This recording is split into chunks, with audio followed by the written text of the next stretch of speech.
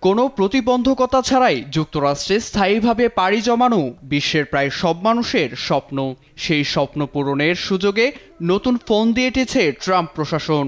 Gold card বিক্রির জন্য বুধবার একটি ওয়েবসাইট উন্মোচন করেন মার্কিন প্রেসিডেন্ট ডোনাল্ড ট্রাম্প, যার নাম দেয়া হয় trumpcard.gov, যার মূল্য $5 মিলিয়ন মার্কিন।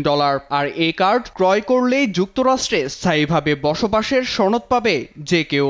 এমনকি ব্যবসা পরিচালনায়ও প্রতিবন্ধকতায় পড়তে হবে না কার্ড হোল্ডারদের। আবেদনের জন্য শুধু নিজের নাম, ঠিকানা আর ইমেল সাবমিট করতে হবে অভিবাসন প্রত্যাশীদের।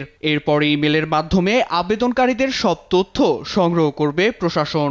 এরপর যাচাই বাছাই শেষে মূল্য পরিশোধ। তারপর মার্কিন নাগরিকদের মতোই পাবেন অবাধে বিচরণের সুযোগ।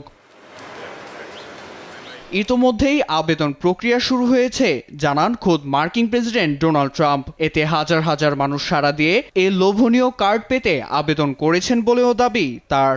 আমার বিশ্বাস তারা অনেক ধনী হয়ে উঠবে, অনেক অর্থ ব্যয় করবে তারা, যার জন্য কোষাগারে জড়ো হবে কোটি কোটি মার্কিন ডলার, সৃষ্টি হবে কর্মসংস্থানও।